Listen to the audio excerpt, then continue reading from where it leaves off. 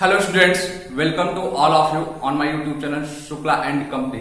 बेटा आज हम बात करने चल रहे हैं बीएचयू के द्वारा जो 4 अगस्त को मीन 4 अगस्त को नोटिस जारी किया गया है एग्जाम से रिलेटेड। उस नोटिस के बारे में हम बात करने चल रहे हैं कि क्या हुआ कि जो नोटिस आया है उसको लेकर सब लोग अपने अपने हिसाब से इंटरप्रिटेशन निकालने लगे। मीन्स हर कोई अपने अकॉर्डिंग उसको क्या कर रहा है कि समझने की कोशिश कर रहा है और उससे स्टूडेंट्स के माइंड में कंफ्यूजन बहुत ज्यादा हो गया है। और खास तौर से हम बोले कि फाइनल ईयर के जो स्टूडेंट्स हैं उनके माइंड में कंफ्यूजन बहुत ज्यादा हो गया कि मीन्स कि उनके सेमेस्टर के एग्जाम्स होंगे या नहीं होंगे, इसको लेकर बहुत से ज्यादा ही आपके माइंड में डाउट्स आए हैं। तो उस डाउट्स को मैं क्लियर करना चाहता हूं कि और हमें बोले कि आप लोग अगर कोई भी नया है इस चैनल पे तो चैनल को सब्सक्राइब कीजिएगा।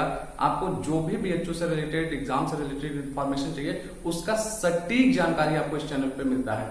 तो अब हम बात करते हैं कि जो नोटिस जारी की गई है तो सबसे पहले चीज फाइनल ईयर वाले स्टूडेंट ये समझ लें तो उनके जो एग्जाम्स होने वाले हैं वो एग्जाम होंगे।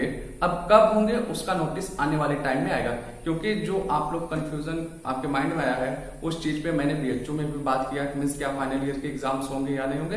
तो वहां से ये चीज बोला गया है कि फाइनल ईयर वालों के एग्जाम होंगे, उसके बारे में डिसीजन आएगा। अभी जो आपका आया है नोटिस वो हम बोले कि मिड सेम के बच्चे जो हैं और जो फाइनल सेमेस्टर के बच्चे हैं और सभी के लिए कहा गया है वो असाइनमेंट बेस्ड एग्जाम की बात किया गया है। मीन्स जो आपके सेशनल एग्जाम होते थे वो इस बार असाइनमेंट बेस्ड होने वाले हैं। अब इसका मतलब क्या निकलता है ये आप समझिए कि जो भी स्टूडेंट्स हैं कि उनका यूजीसी के द्वारा गाइडलाइन जारी किया गया था। मीन्स कि जो हम बोले मिड सेम के बच्चे थे उनके लिए 50-50% का रेशियो बनाया गया था। तो मीन्स जो आप प्रीवियस सेमेस्टर में मार्क्स पाए हुए हैं उसका 50% लिया जाएगा। फिर करेंट सेम का जो असाइनमेंट बेस्ड टेस्ट होने वाला है आपका, मीन्स असाइनमेंट बेस्ड एग्जाम होने वाला है, उसका 50% लिया जाएगा।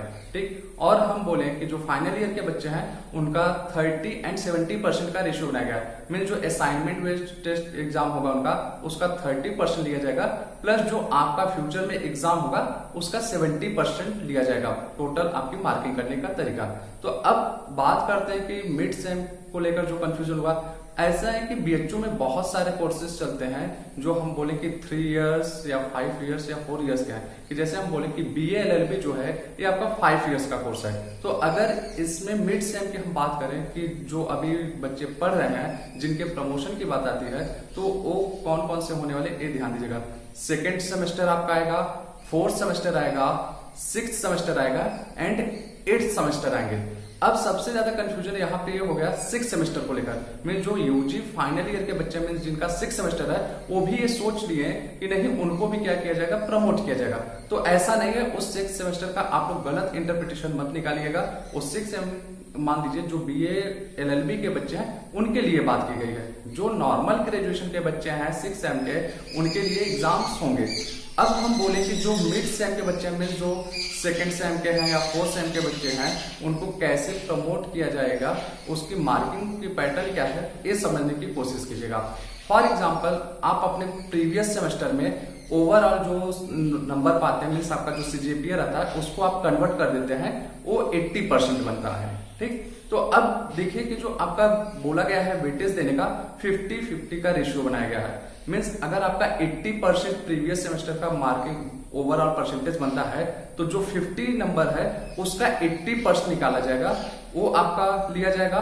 फिर उसके बाद हम बोले कि जो आपका करंट में असेसमेंट होगा मीन्स असाइनमेंट बेस पे उसका क्या किया जाएगा। मान लीजिए 50% का असाइनमेंट आपको दिया गया, उसमें से 30 नंबर आपने पाया तो असाइनमेंट का 30 नंबर प्लस 50 नंबर का जो 80% आपका बना है बोले हम, तो आप निकालेंगे 50 मार्क्स का 80% तो आपका 40 मार्क्स बनेगा।